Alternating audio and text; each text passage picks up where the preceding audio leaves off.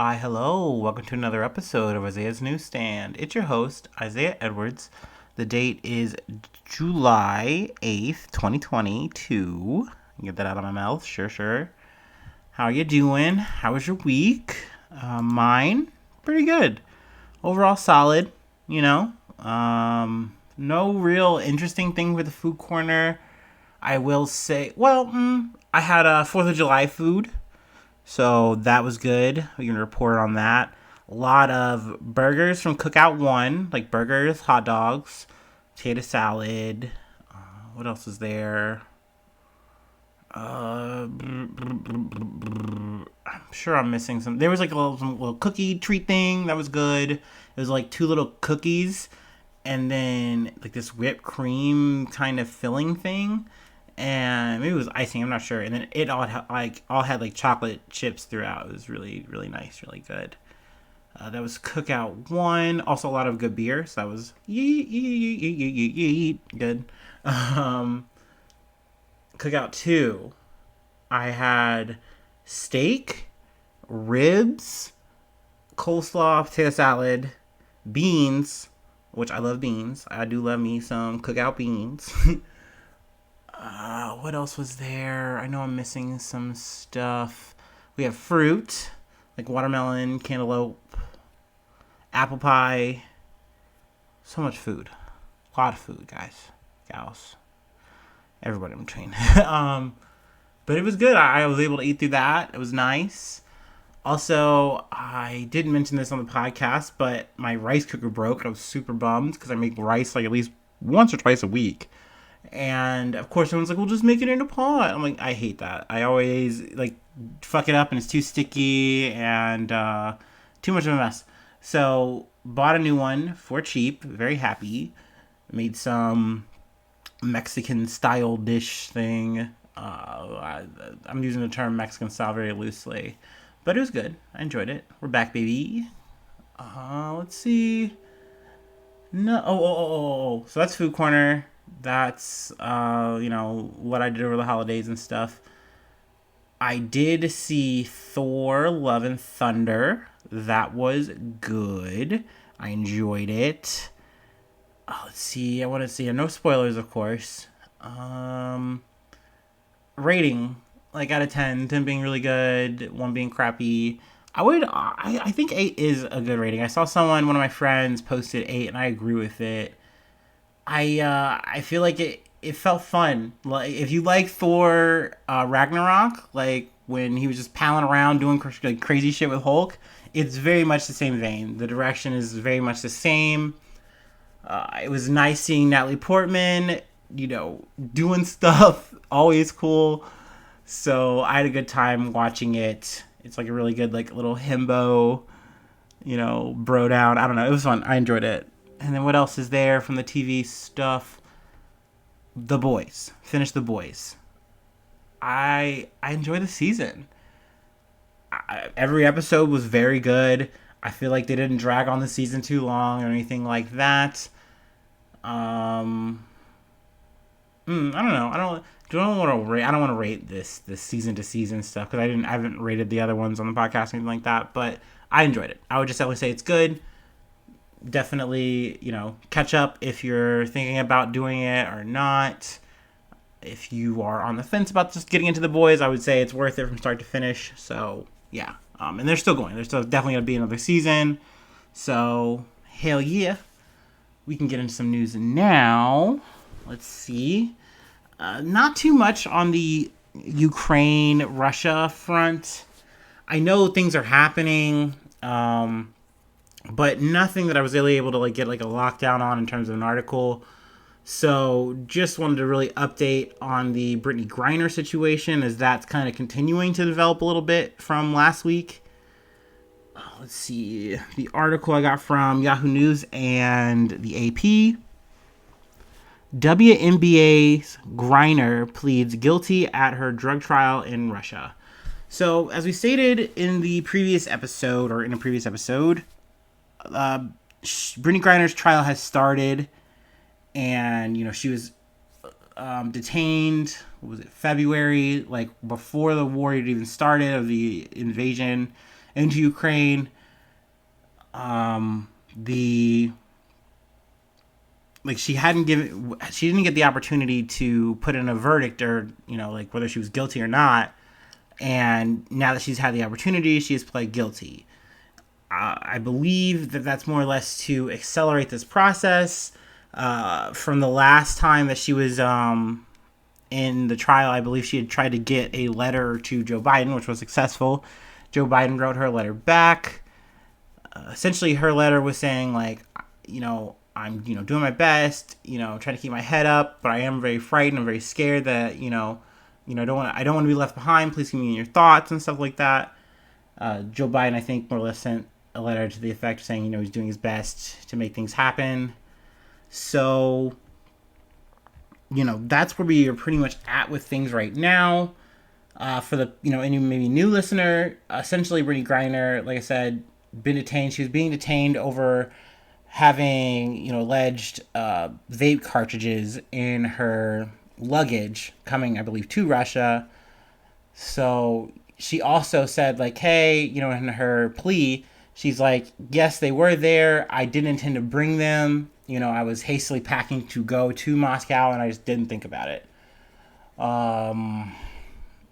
Essentially, though, in terms of, like, the sentencing, we're going to see how that goes. I believe it says in this article that should, all be laid out by August. But, I mean, obviously that means, she's going to be still in jail, till then. And, of course, that's only then just saying, okay, the process is done. Because right now, no side is really saying much. Like, Russia, their people are saying, like, hey, she has to go through this process. It's been done. Also, the Russian side of things have kind of said, hey, like, you guys making a big deal about this stuff, saying she's being wrongfully detained, that's not making anything better. That's only making things worse for the situation. Also, in Russian media, though, the Kremlin isn't really saying much in terms of, like, negotiations, what do we want, da-da-da-da, but from Russian media, which is, they're not really allowed to say things without, at least some kind of consent from the government. They're saying, like, it's kind of projected that, maybe someone like Victor Bout, who is, like, this international gun smuggler guy, very nefarious. We captured him in, like, a sting where he was trying to arm Colombian terrorists. At least that was what he thought he was doing, but they were, like, undercover. It was a big deal. So that would be a big trade, and I believe it's kind of thought that, like, okay, well, we want more than Brittany Griner, and they're also talking about, I believe, Paul Whelan, who is a person who has been detained for, like, espionage, and honestly, those charges definitely seem trumped up from what I've, seen and researched on. Like, he was trying to help out a friend with a wedding, and then this guy who was, like, I guess a friend, he thought, was like, oh, okay, I can, like, give you some, like, pictures or something like that. And he's like, okay, cool. And I guess he had handed him this USB and then immediately was arrested. The guy was arrested. So, he's been in lockup for a very long time. He's already had his trial and he was found guilty and they didn't appeal. But, so maybe there's a chance that it's going to be like a 2-for-1 deal. It's not really known yet how this is all going to shake out. But that's part of the reason why she's pled guilty, to kind of accelerate it. Because fighting it isn't going to make it any better.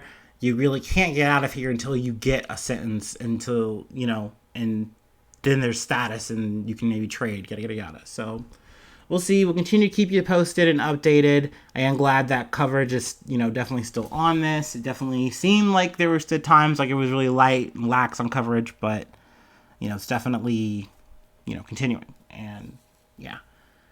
In some other news, this is a little bit of a double whammy, but from the first article I got from CNN World, huge blow for Boris Johnson as 2 senior UK government ministers resign. And then I got this one from Yahoo News / Reuters. Boris Johnson quits as UK Prime Minister, dragged down by scandals. Essentially, going to try to give you the long short here. It is the end of the Bojo. Bojo had to go. Boris Johnson, we talked about him a little bit. Last we had spoke, he had dodged the axe of a vote of no confidence. I think he had held the majority, so he was in the clear there. But the margin was like 41%, like against him, which was like really huge. Apparently, like that's like the death note in and of itself. So things were looking good, but Boris Johnson was not trying to back down. He's like, nah, I've survived worse. I can survive this. So that was the plan. But then there was this big scandal that came out with, I should be able to find his name. Pincher is his last name, Chris Pincher, I believe, which is a chief whip. Essentially, he had groped two males in like a club, in like a drunken kind of party situation after work or something like that. I don't know. And they were staffers, and they reported it. It was a big thing. And initially, Boris Johnson said, "Oh, I didn't know this. I was not aware." And it turned out he was aware. And then also, there was more evidence. Like someone came out and said, no, not only was he aware of this stuff, he was aware of other older incidents that had happened like 3 years ago of accusations of harassment, and nothing was done. And this guy was allowed to come back and get on roll. So this was the last straw. Essentially, from the first article I had mentioned, the two men, let's see, Rishi Sunak, who is chancellor, and then Health Secretary Sajid Javid, they announced like within minutes of each other that they were quitting. Also, there's been a whole lot of shuffling and moving. Boris Johnson himself fired the first staff member who made a big stink in his party, the Tories or whatever. Were like, hey, you really need to step down. It's time to say when. He's like, nah, you're out. And that didn't make anything better, because then more people just continued to leave. I believe it was reported up to 50 government ministers and aides quit. So that's a big blow. And it just was something he could not come back from. He initially was like trying to fight it, trying to hold frame, but it did not work. I do have a quote from Boris Johnson that he made on his like resignation speech or whatever. I know that there will be many people who are relieved, and perhaps quite a few who will also be disappointed. And I want you to know how sad I am to be giving up the best job in the world. But them's the breaks. He did not say sorry in any of his speech. No apologies. He's just, fuck it. Also, apparently, this is like a situation too where he might be stuck in like a lame duck situation and just like running office until there is a replacement, which is another reason too why so many people resigned. Because naturally, you're doing this to just stop the bullshit. Like, you're making Tories look hella bad right now. There's already a lot of pressure. Boris Johnson's definitely not leaving, the UK in a good spot right now. Economically, I don't really feel like socially things are really super great. There's a lot of maybe like more division. I feel like Johnson really rode on like a Trump-like energy of trying to be like isolationist. Let's just focus on ourselves. Let's do our own thing. And I think that was a really appealing thing to right-winged people. But even so, this is something that's sometimes lost on me. Like, yeah, Tories are like Republicans, but even so, they're still more liberal. So this is a little bit of a tangent, but it's just one of those things where it's like, to make the correlation that Boris Johnson is just a paler, UK version of Trump it makes sense to do, but there's the devil in the details. I definitely think too that Boris Johnson comes off as like a bumbling buffoon, but more times than not, he knows what he's doing. It's not an accident. It's more of an act. So, I think everything he said and done is calculated. Once he leaves too, after this, potentially extended lame duck period, who knows what he's going to do? He might go to private, life, private sector, whatever. He might go back to like the bench. Also, another thing too that I kind of learned or forget is that the people don't do the elections for who the prime minister is. They select the party, and the party, I guess, more or less does all of that stuff. So those are things that make a difference here in terms of like how things are done, from the West and the UK. Also, I'm dumbing it down, and also I'm not probably explaining it correctly. So, if you have a better way of explaining it, listeners, by all means, let me know. Hey, maybe I'll put you on the podcast. You can talk about it. Break it down for me. But definitely wanted to talk about this. It's been a big news thing. I'm not going to lie, it made my Thursday a little brighter because I'm not a big fan of this guy. I think he's an asshole. I think most politicians are, but he was definitely one that was getting away with it in boldface, and I didn't like that. So, sayonara. In other news, the sayonara may have been a bad segue, but, it is what it is. We're going to Japan. There was an assassination, which, obviously was unexpected. But Japan's ex-leader Shinzo Abe assassinated during speech. I got this from the AP News, Yahoo News. Essentially, he was assassinated by Tetsuya Yamagami. It was in the middle of like a speech. Essentially, he is still like a big like party member and, doing stuff for the party. He had to retire or left for like, health issues, but I'm not sure if it was like it was rumored or not, if he was like potentially going to mount a comeback or if he was just doing party work to kind of like get people stoked. But this Tetsuya Yamagami, he was 41 and a former member of Japan's Navy. He has been arrested for the assassination. And he is essentially, they said that he had used a homemade gun. And I've only been able to hear the audio, but you hear the shot, and it almost sounds like a musket blast. It's very loud. It doesn't sound like a typical gun. It's also said that they recovered another homemade weapon and his personal computer when they raided his apartment after arresting him. So, I mean, most likely this is going to be like an open shut thing. Maybe they're going to figure out like what exactly was the motive. Because Shinzo Abe was apparently, from what I've quickly gathered, a prime minister who was liked somewhat, but then also not liked. So, I mean, that's every politician. He definitely had, I guess, a nationalist point of view. Like I said, I haven't gotten too much data on the man, but, all the same, it is very crazy, very shocking when these kind of things happen. Let's see. We do go on to kind of talk about, a little bit of his political career, what he did. I heard from one story that he was trying to make a deal to get Japanese prisoners of war out of, I believe, North Korea, and he had struck a deal with them. And when North Korea sent some prisoners, I guess, over, he reneged on it, or his group did, and it made people very happy. So that was one of those pro things.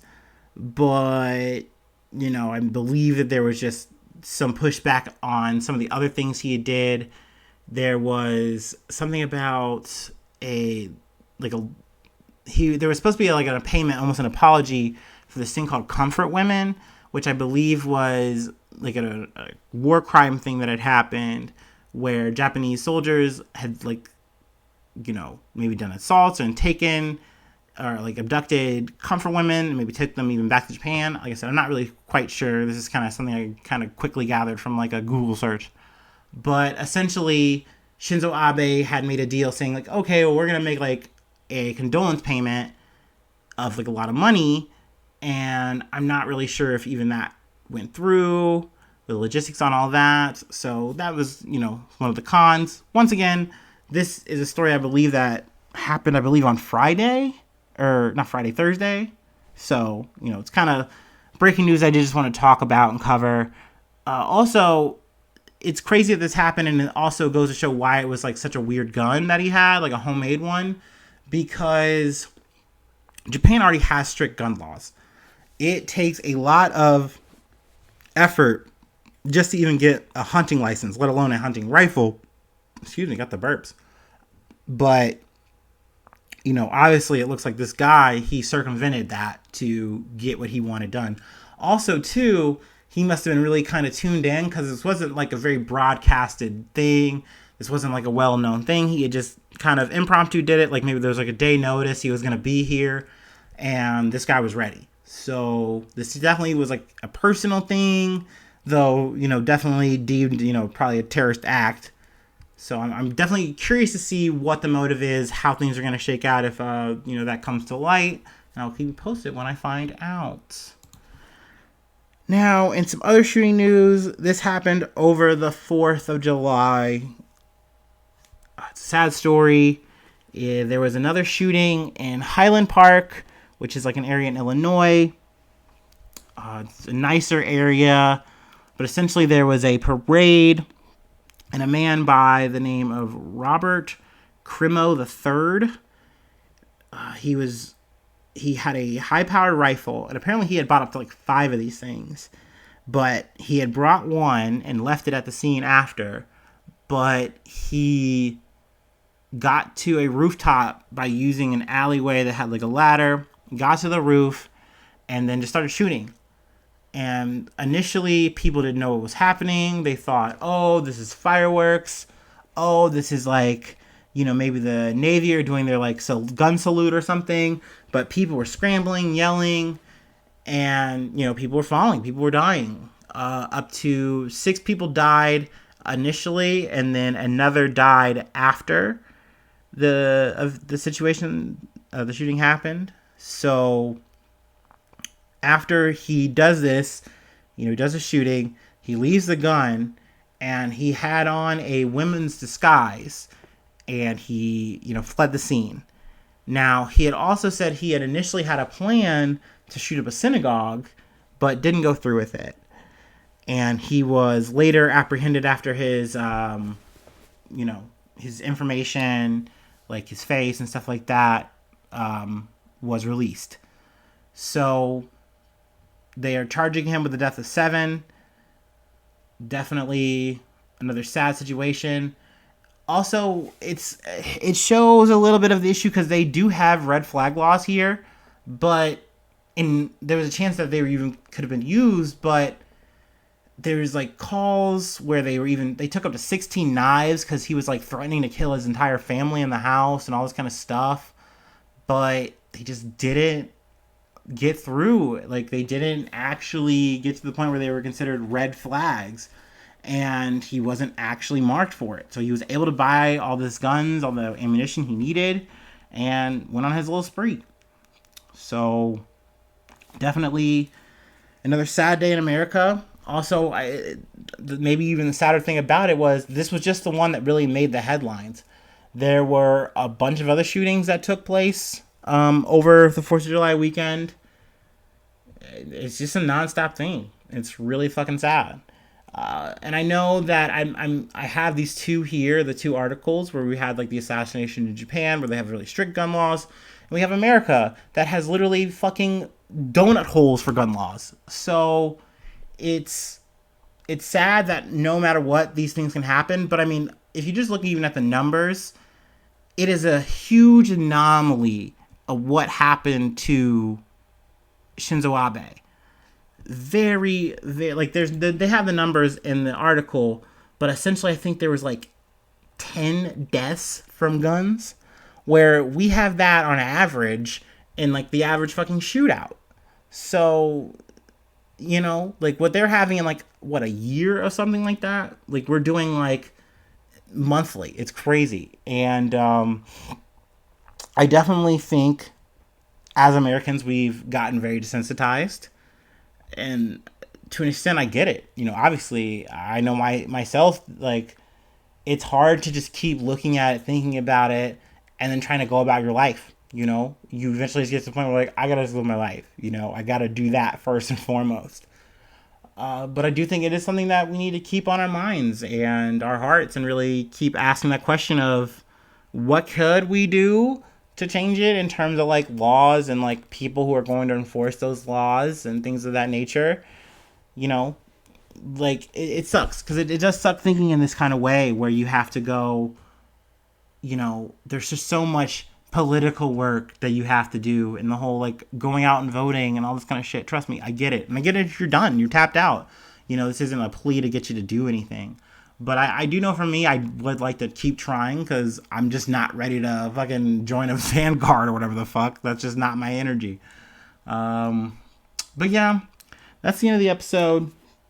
I guess I'm going to hit this. Yeah, you know what it is.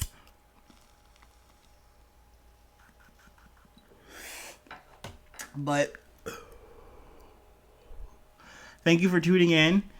If you like what you heard and you'd like to help out the cause, I got a Patreon. That is patreon.com/Isaiah News.